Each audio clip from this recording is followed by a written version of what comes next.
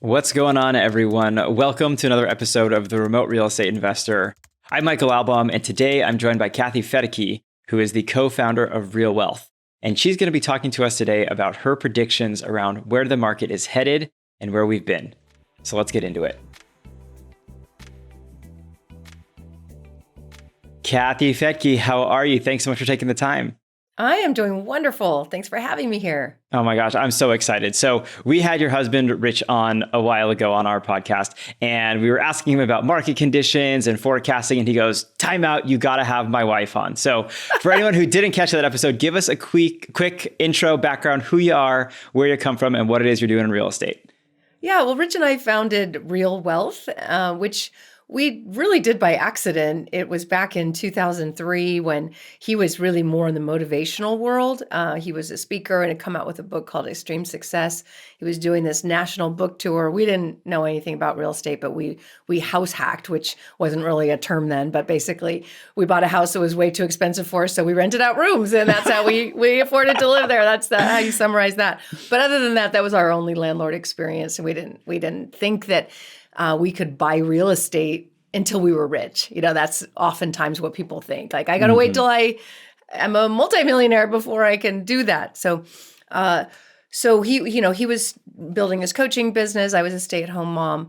It was on that, on one of his, when he came home from his tour, his media tour, and he noticed a freckle. As you probably saw, he's a redhead, so there's a lot of freckles on that guy. But he noticed just one. Yeah, he's like, this one's weird. So he checked it out, and the doctor looked at it, did more tests, basically told Rich he had probably 6 months to live because melanoma was extremely deadly then. It probably still is, but they have better things today. But back then, it was just like, here's your diagnosis, you got 6 months. Mm-hmm. So obviously a massive shocker. Both of us being motivational speakers and coaches, we were like, no, I'm not buying this. But I had to figure out the finances, and I wanted to take over so that he could, if the doctor was right, so that he could really enjoy himself for those 6 months. But really, we both were like, no, don't even go there. Just get better. So that's when I had a weekend radio show in San Francisco that I just did for fun. It was kind of a coaching show. I was helping people go after their dreams in like a 90-day period and really create the things that they always wanted but were afraid to do. And all of a sudden I'm like, I got to change the show to me figuring out how to make money in 90 days, and how do I do that? So I completely changed the focus to wealth building. And because it was a San Francisco show, I could interview really high-level people like Robert Kiyosaki, and that's how I learned real estate investing. And that's over time we built RealWealth, and we've been helping people, educate people and educate ourselves ever since on how to build wealth through real estate. I love that. So you're telling us that you learned real estate investing via hosting your own podcast and interviewing folks that had done it? Oh, yeah. And I was such a dummy. I mean, like literally knew nothing. I mean, we were renting out rooms in our home on Craigslist. So like we understood the dark side of real estate, and we got some stories there. But no, it wasn't until I just thought, I gotta figure this thing out. I've heard that there's this thing called passive income. I don't know what it is, but let's find out. And I just started interviewing people. But I was lucky enough that because I was so desperate to create money, and I'd been a stay-at-home mom for years, I'd been in broadcasting, and that was my degree, but I didn't want to chase fires and murderers when I was raising young children. So I basically was not doing that anymore.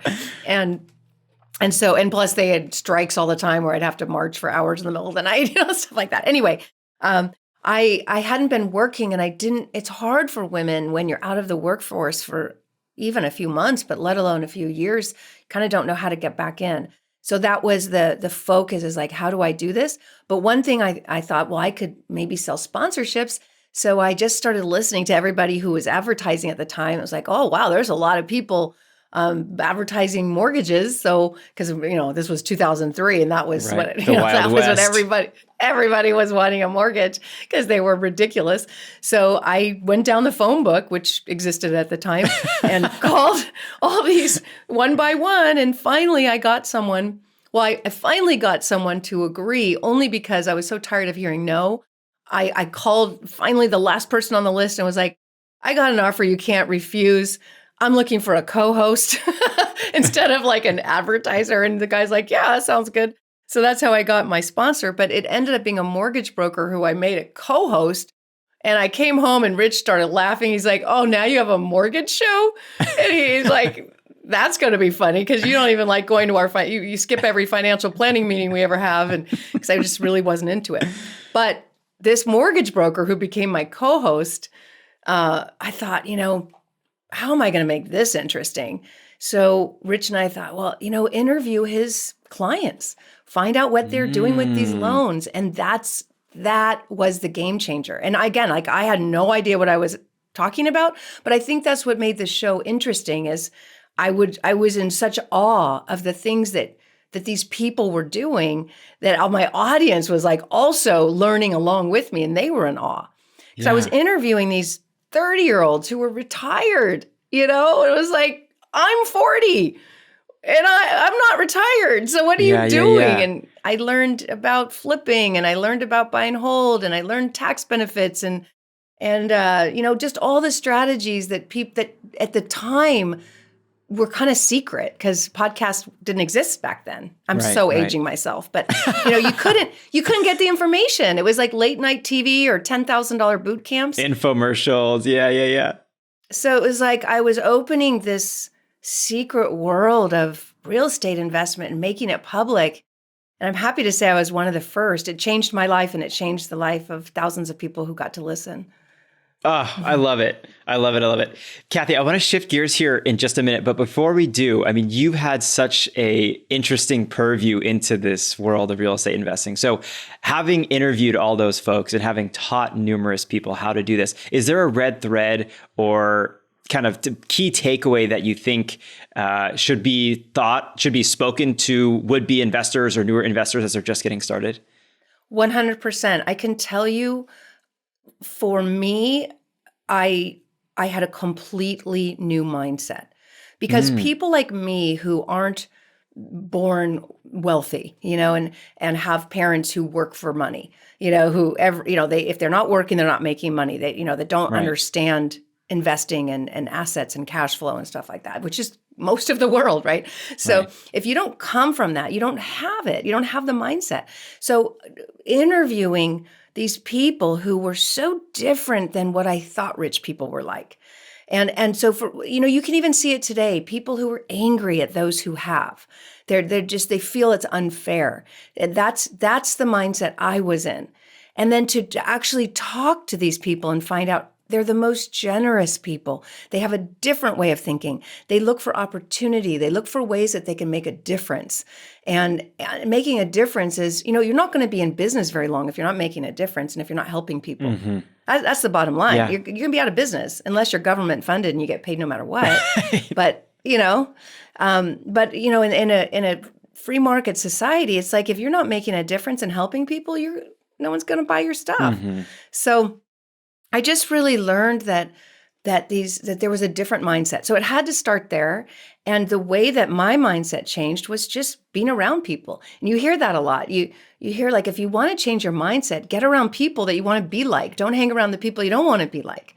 Right. You become who you hang out with. So for me, just even being on the radio with these people was enough for me to be exposed to a different way of being. So it really begins with mindset. Love it. And kind of taking that a step further, what's your best advice or the best way that you've seen people get around some different people that have the things or have accomplished what it is they're looking to accomplish? Today it's so much easier. There's so many more opportunities. You have podcasts that are free. Again, this didn't exist. There weren't radio shows that talked about, how to build wealth through real estate, and if it was probably someone who was trying to sell you something. So today you have access to so many different podcasts, like right now. You have books that are $20. My book, Retire Rich with Rentals, is $20, and it's my experience all summed up. There's so many books like that out there that are cheap. So, learning from those who really technically have nothing to sell you, except a $20 book, that's okay. Do that. Real estate conferences, RIAs. There are local RIAs everywhere. Now you have to be careful because RIAs still have sharks. Even when I started RealWealth, I couldn't believe the number of sharks that were out there. And I ran into all of them. I'm telling you, like, I couldn't. This is the other thing that new investors don't realize is that not everybody's nice and not everybody's telling you the truth. Yeah. When you're a truth teller, you just assume other people tell you the truth. And I can tell you when it comes to financial services, it's the opposite. Like, there's so many people that can lie to your face. And I met smile. All of them. Yes, with a smile, and they're so happy. And they would come to my real estate groups. They would come to me assuming I was naughty like they were and be like, hey, I got some properties to offload, I'll pay like 10 grand, we're getting them. This was when everything fell apart. He's like, we're buying these things for like $2,000 in Kansas City and you can resell them for 20. Like, that's not fair. These are teardowns, right. So, and they thought that I would be down for that. So there's still RIAs where there's sharks. I guess the next step is when it comes to mindset, you've got to next step, educate, because then you can't be ripped off as easily. Mm-hmm. It's kind of like, I like to describe it like when I took my family to Costa Rica and I forgot to do my due diligence in the sense of I forgot to find out what the exchange rate was. And I had my $20 and I wanted an empanada and we were hungry. And I handed the $20 and I got some change back and I looked at it and I didn't know what it was. And we walked out and I heard the people laughing. I'm like, oh, I just got ripped off, but I don't even know how. Right. Because I don't know So that's how it is in real estate. If you haven't done your homework, and you haven't read those books and listened to those podcasts and, learned, then it's pretty easy to get ripped off. Yep. I love that. Let's shift gears here, Kathy, because what you're doing right now in this space is super, super interesting and talking about market trends and forecasts. So give us a little bit of insight. Give us a little preview into your world of what that looks like and how you're doing it. Sure. Well, it was in 2005. I'll just kind of go back again where I was able to get people like Robert Kiyosaki on my show. And he was the first one who was counterintuitive. And that taught me so much because he was saying things that nobody else was saying and no headline was saying. At the time. Like what? Oh, like at the time, the main economist for the National Association of Realtors had just come out with a book in 2006 that said, I can't even remember it, but it was basically like why there's no housing bubble and why home prices will continue to go up for the rest of the decade. And it was like, this was the National Association of Realtors chief economist.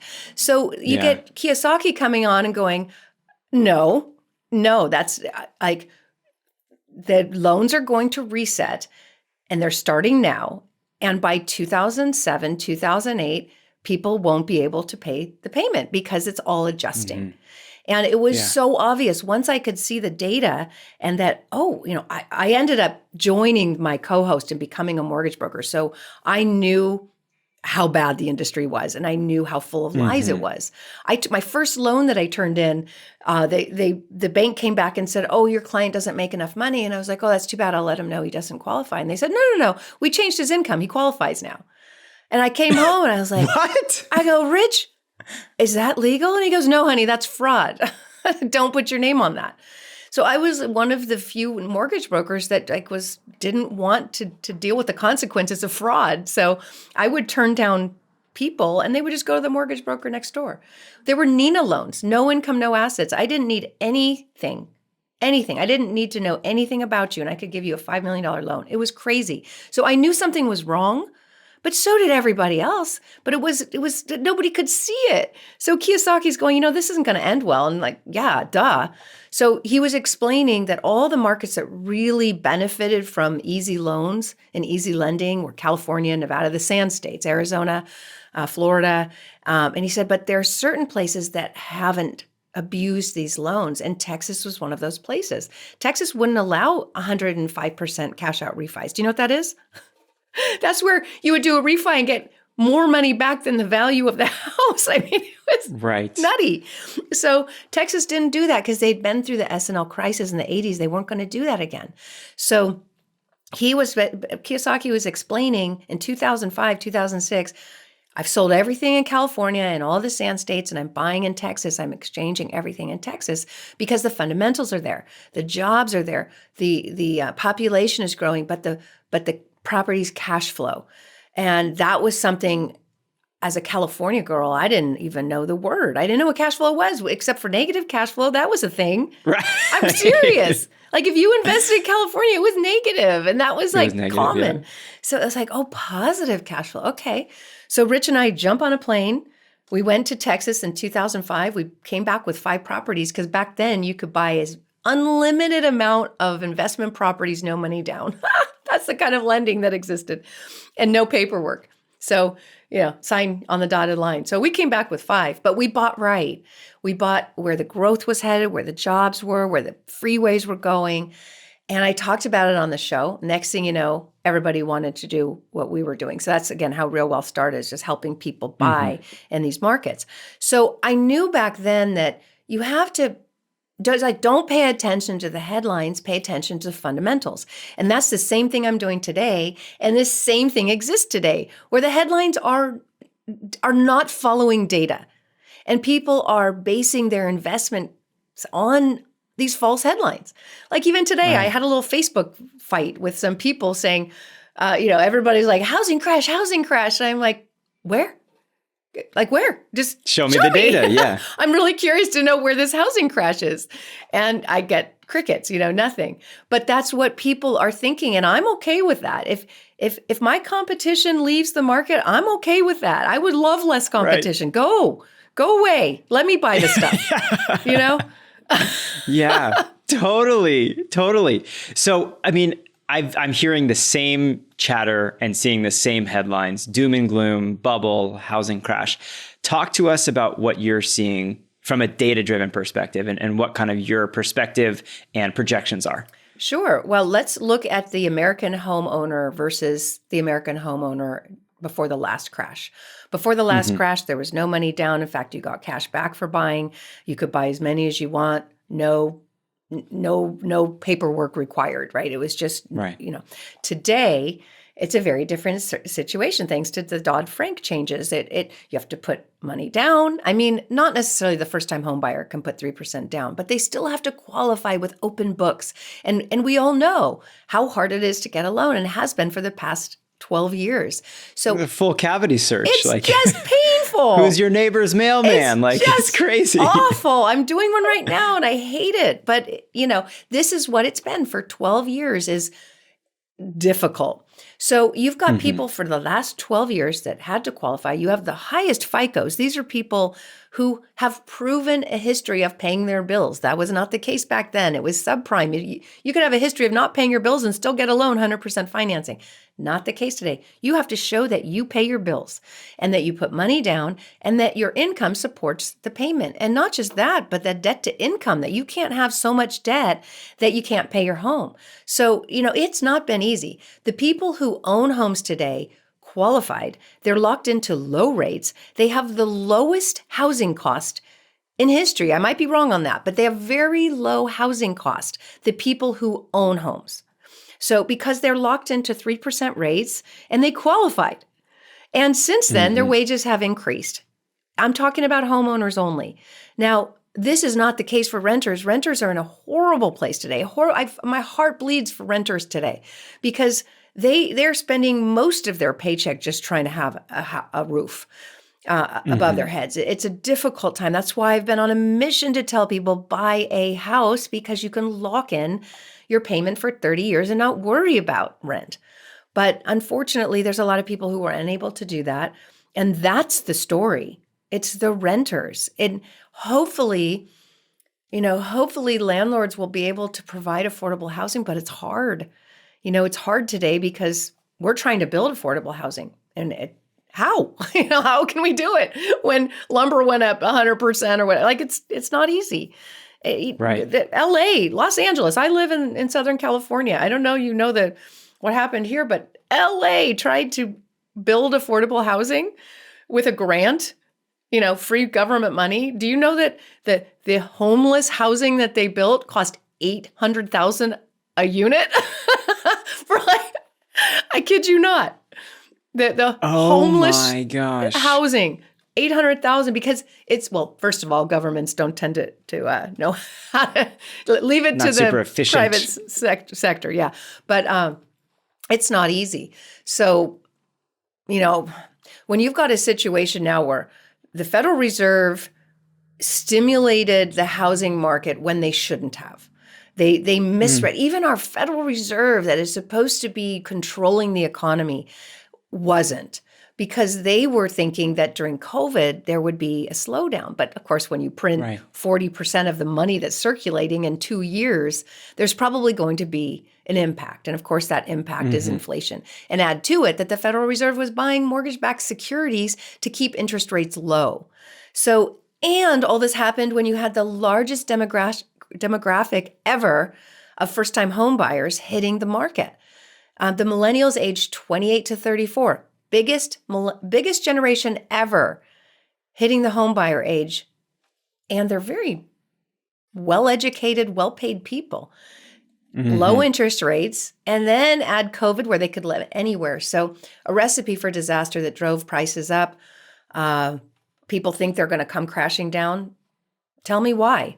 Tell me why people who are highly paid, qualified for the loan, are locked into 3% loans, are going to suddenly go, oh no, rates are up. It's kind of like that scene in, what is it? Where the roller machine is coming at. Oh, Austin Powers. Yeah. No! No, it's not. That's not happening. Yeah. Well, that's such a good point, Kathy, because I think I would be remiss if we didn't talk about interest rates going up, but that's so much of one side of the equation we're hearing about. In order for people to buy properties at these higher interest rates, there needs to be inventory to sell. So talk to us about kind of that side of the equation as well. Yeah, no, it's a great point. Economics comes down to supply and demand, always. You can have 2% interest rates, but if nobody wants whatever it is that's out there, it doesn't matter. And that was kind of what happened in 2010, 2011, 12. Interest rates went so low, but no one was buying housing because they were scared, and there was a lot on the market. So a lot of supply, not enough demand. It didn't matter that rates were low. Of course, that turned around eventually. But here we are. Fast forward. This massive demographic of young people that are trying to just have a place to live. This isn't stocks where you just invest. This is like your life.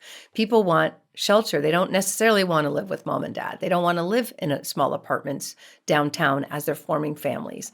And there was this crazy headline that millennials weren't going to form families. Well, not at 21, but they're at family forming age now. Right. Who's going to buy a house and have babies at 21? I don't know, maybe in the Midwest, but not generally today. So there was just a lot of misinformation. Again, don't trust the headlines. Be careful about headlines and look at the data. Today, we have a situation where building has been difficult.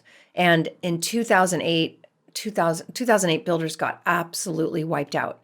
And they were in no mood to get started, and many couldn't. And there wasn't financing for builders. That's how I got started in syndications, because builders came to me and they're like, I can buy land for almost nothing. I can't get money. Can you raise money? I'm like, I don't know, maybe. And it turns out I could. And so we were able to buy land for almost nothing. And, about 4,200 lots in Tampa for like 10 cents on the dollar. It was crazy. But there was no money. So builders and there was no demand. So why would builders build? And that demand, that supply didn't really thin out until like 2014 maybe. So, and then being a builder now, being someone that, tough business, that land that we bought in Tampa, we're just now finishing, selling those lots because it takes so long to get infrastructure in place. It took 10 years to get the roads in and the utilities in and stuff. It's not quick. And that's even in Florida. And in our other subdivisions, they're all 2 or 3 years delayed. And that's just us, So think of all the builders out there that either don't have the appetite to do spec housing. They'll build to order, basically. But and now, new homes tend to get hit the hardest when rates go up. So builders really aren't in the mood to build at a time when it's so desperately needed. And then add the supply chain issues and just the employment issues. It's hard to hire anyone. And then during COVID, we had to shut down our site. The cities were shut down. We couldn't get permits. We couldn't get, approvals. And And then, one person gets sick on the job site and you're shut down for 2 weeks. You come back to work and one other person it's been hard to bring on new supply at a time when it's so desperately needed. So here we are, higher home prices, higher rates, less people able to buy homes, more people forced to rent, and the inventory is not there. So you think that there is enough kind of demand pent up there with not nearly enough inventory now or on the horizon that demand is going to push through those elevated home prices and interest rates? Again, it just depends on the market. The mistake, I think, in the headlines is that they keep treating it like it's a national housing market, and you and I both know that's just not the case. It's so market specific. So there are some areas that really boomed because people from the San Francisco Bay Area or from New York got the heck out of town because they could live anywhere, and cities are not so exciting when everything's shut down. So you have places like Boise that just bubbled up. But is it a bubble when it's California money moving to a cheap area? For them, it's no bubble. It's not like these Californians are going to go, oh, gosh, prices are stalling. Maybe I should sell at a loss. No, they bought a house in Boise because they want to live there. They want a second home or whatever. And it was cheap for them. But do I see that continuing? Probably not. I'm guessing prices have kind of maxed out at Boise, but I also don't see a crash. Same for Austin. These aren't places I would necessarily invest. I don't like investing in places that saw 40% growth year after year. I doubt that's going to continue. I want to be in areas where that hasn't happened yet and it's about to happen. And so that's perfect segue into my next question is, how do you find the next Boise or the next Austin? What are you looking for? And what should our listeners be looking for? Yeah, it's definitely a changing market. And again, that doesn't mean people aren't going to still be moving to Austin. And Austin still looks really cheap for people from New York and San Francisco. So some of these areas where there's tech growth and jobs of the future kind of growth, it's going to continue. Look at Miami. If you asked me if Miami would see the kind of growth it's had, I would have said, no way. Everybody's afraid it's going to be underwater. No one seems to care. Miami was the hottest market ever last year in the year that everybody's talking about climate change. So I don't get that. But, what you have is the financial sector moving there from New York. So, do you want to live in New York City where it's cold and windy in the winter, or do you want to live in Miami? Come on, they're moving. Easy sell. I wouldn't buy there, but what that tells me is people that lived in Miami who are getting priced out, they're going to move kind of to other parts of Florida that are cheaper. And companies that, maybe are concerned about climate change are going to move to parts of Florida that aren't as risky. Texas, look at Elon Musk. He's part of a trend that's been going on for 10 years of, hey, there's 2 places that stayed open during the pandemic. Texas and Florida, maybe South Dakota, but no one wants to live there. Too cold, yeah. So it's really Texas and Florida. If you want to have a business that stays open, you're going to go there. So the businesses are going there and people are following. Yeah, that makes total sense. And Kathy, where do you go to get your information and to get your data? The raw data, not the politicized headlines, but these are the numbers. I want to use them to then interpret and come to conclusions. Where do you get those from?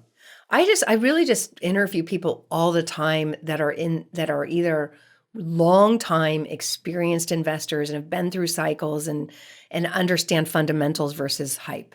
And I'm not saying not to be cautious. This is a time to be cautious because we're in a changing market and we don't know how aggressive the Fed is going to be, and we don't know what's coming. But the fundamentals work no matter what. So I listen to longtime investors who've been through cycles.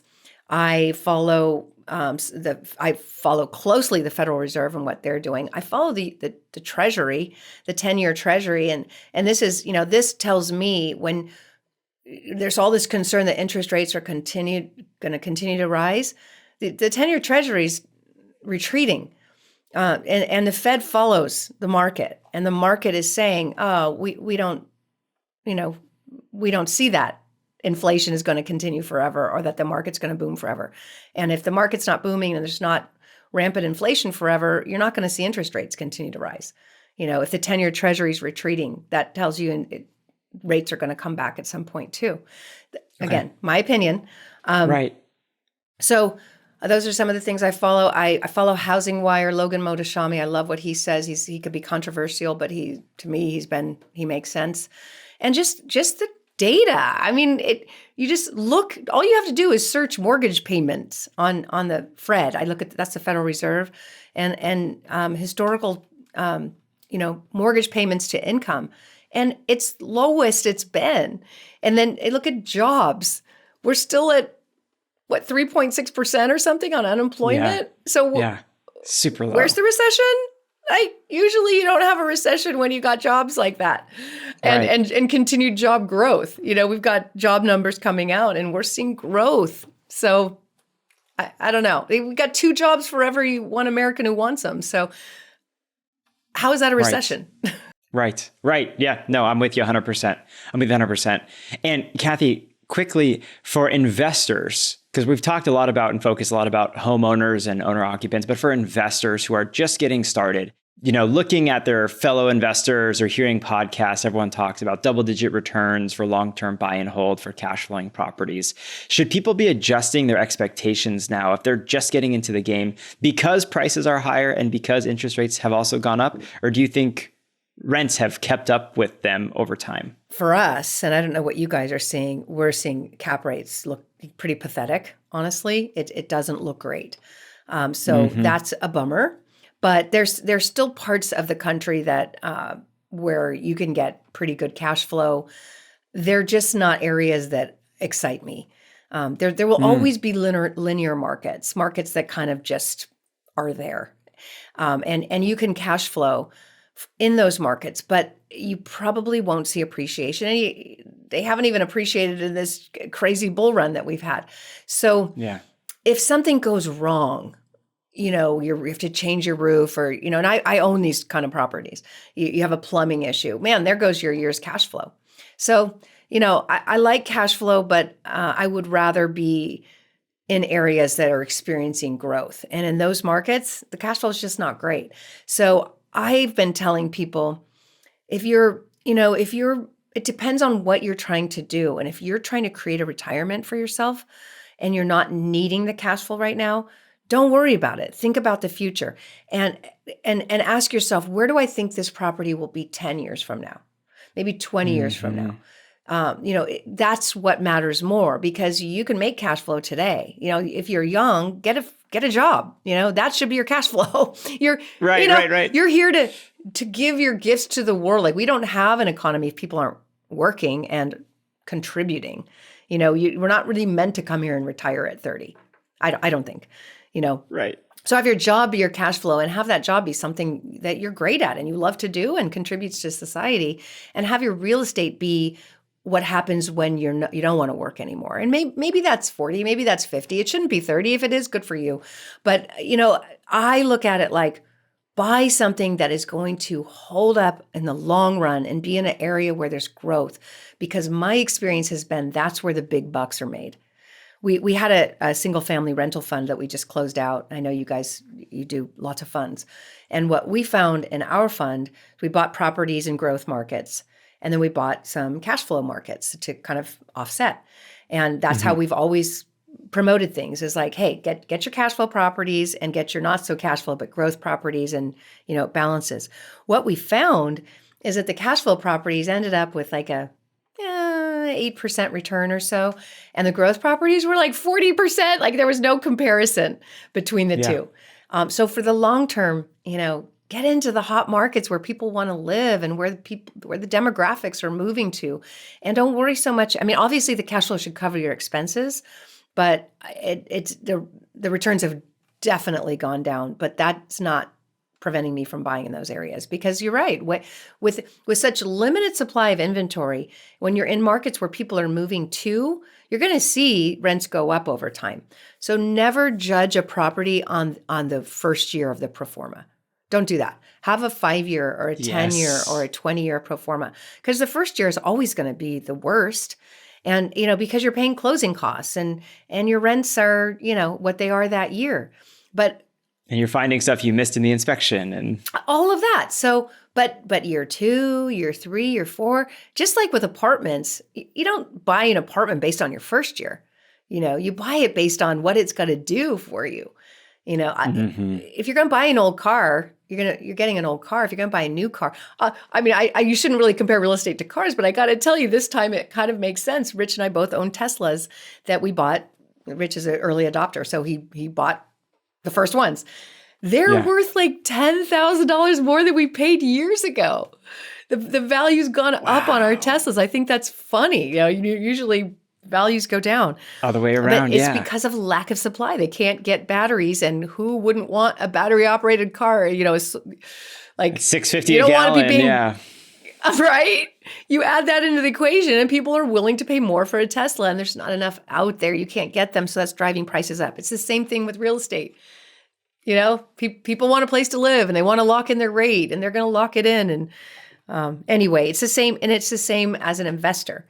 You're buying in an area where people are moving to. You're locking into a rate. If there's not enough supply for all the people moving in, you're going to see rents go up over time. That makes total sense. Kathy, this has been so eye-opening, super, super fun. If people want to learn more about you, reach out to you, learn more about your fund, where's the best place for them to do that? You can go to RealWealth.com and join. It's free, and you get access to lots of free information and data. And then the Real Wealth Show is my podcast, and I interview lots of economists there. So that's helpful in trying to sort out what's really going on out there. Amazing. Amazing. Well, thank you again for coming on. Definitely look forward to being in touch, and we'll talk soon. Awesome. Thanks for having me. Thanks. All right, everyone, that was our episode. A big, big, big thank you to Kathy for coming on. Super insightful, really, really informative. And I love that. Way to be data-driven and not get swept away by the headlines. As always, if you like the episode, we'd love to hear from you with a rating or a review wherever it is you get your podcasts. And we look forward to seeing you on the next one. Happy investing.